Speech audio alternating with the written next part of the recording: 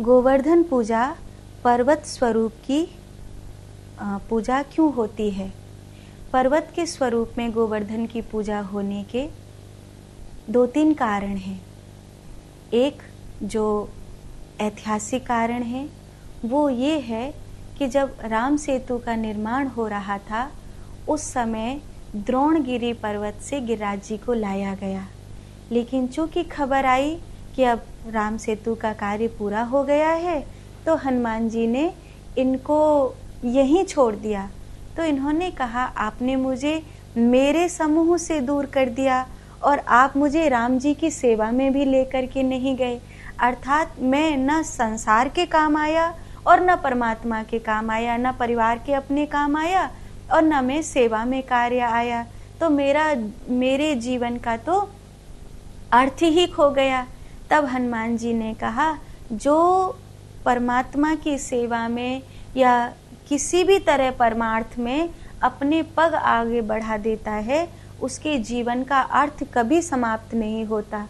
शायद राम सेतु के पत्थरों को कभी पूजा जाए या नहीं पूजा जाए, पर मैं तुमसे वचन देकर कह सकता हूँ कि तुम्हारे भाव को परमात्मा के स्वयं के रूप में पूजा जाएगा, क्योंकि तुम्हारा भाव बहुत बहुत सच्चा है।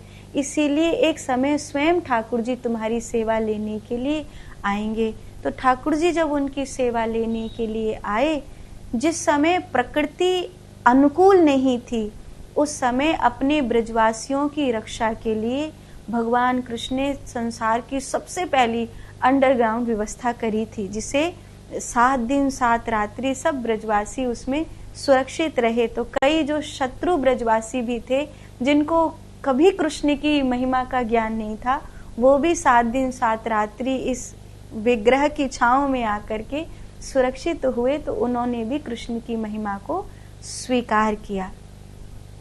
तो एक पर्वत के रूप में चूंकि हनुमान जी लेकर के आए थे, इसीलिए इनकी पूजा होती है।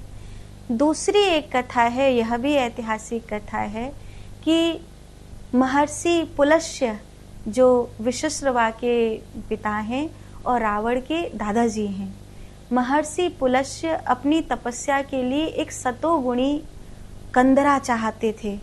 सतोगुणी कंदरा होगी तो मेरी जो साधना है उसमें जल्दी वृद्धि होगी, मेरा जो ध्यान है उसमें मुझे शीघ्र ही भक्ति से ब्रह्म तत्व तक पहुंचने में आसानी होगी। उन्होंने चारों ओर भ्रमण किया, तब उन्हें द्रोणगिरी पर्वत पर यह जो टुकड़ा है यह प्राप्त हुआ, जो इतना सतोगुणी है कि मैं इसकी कंदरा में बैठ कर के ध्यान करूंगा तो जो कई हजार वर्षों की तपस्या है वो सहज ही पूरी हो जाएगी। उन्होंने हाथ जोड़कर इस पर्वत के भाग को मांगा और अपने साथ इसे लेकर के दक्षिण की ओर जाने लगे। गिरिराज ने कहा कि मुझे उत्तर से दक्षिण मत ले जाइए। संसार में हर कोई चाहता है कि पश्चिम से पूर्व की ओर आवे और दक्षिण से उत्तर की ओर आवे। आप मुझे उत्तर से दक्षिण की ओर लेकर के जा रहे हैं, मेरे लिए ये उत्तम नहीं है। आपके लिए ये उत्तम होगा पर मेरे लिए उत्तम नहीं होगा। पुलस्त्य ऋषि ने कहा कि अगर तुम जाना न चाहो तो मैं तुम्हें नहीं ले जाऊंगा, पर तुम अपने माता पिता की इच्छा का मान रखना चाहो तो मेरे साथ चल सकते हो। माता पिता की इच्छा का मान रखना ही था, तो पुलस्त्य ऋषि जब लेकर के चले, उस समय गिरिराज ने एक शर्त रखी कि आप मुझे लेकर तो जा रहे हैं, पर आप वहीं रख छोड़ें जहां पर आप मुझे रख देंगे, एक बार मैं वहीं रह जाऊंगा।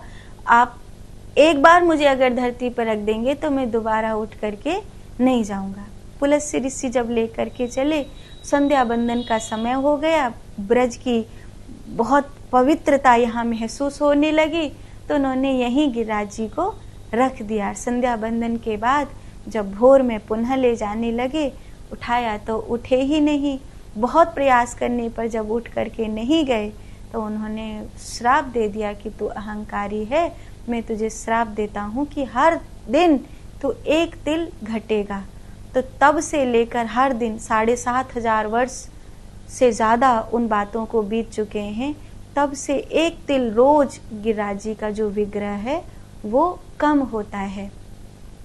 क्योंकि सतोगुणी ऊर्जा है, कोई भी स्थान हो, देखो पर्वत तो बहुत सारी जगह हैं, लेकिन उत्तराखंड के पर्वतों की, जब बद्रीनाथ जी जाते हो उन पहाड़ों की खुशबू देखना, और इधर सिक्किम की ओर जब पहाड़ों, वो भी पहाड़ हैं।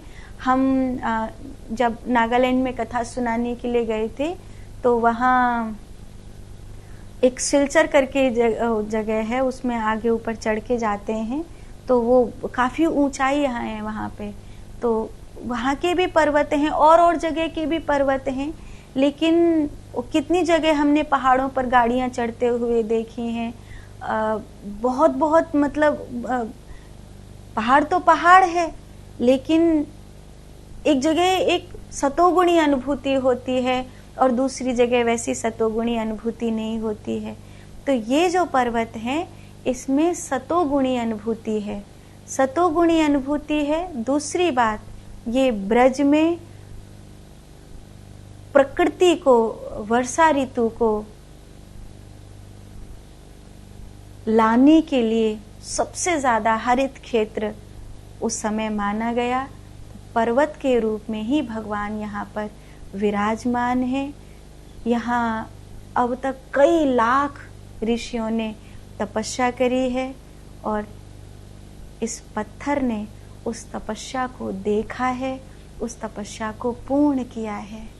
जब हनुमान जी को कहीं शांति नहीं मिली तब यहाँ आकर हनुमान जी बैठे, जब बलदाऊ जी को कहीं शांति नहीं मिली तब वो यहाँ आकर के बैठे।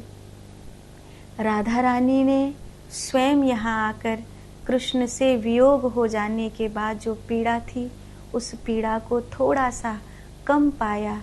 इसीलिए ये मात्र पत्थर नहीं है, ये भगवान का विग्रह है। आप मूर्ति के रूप में विग्रह बनाते हैं, ये पर्वत के रूप में विग्रह है। इसकी ऊर्जा वही ऊर्जा है जो प्राण प्रतिष्ठा होने के बाद किसी विग्रह की होती है। इसीलिए पत्थर के रूप में भगवान की पूजा होती है।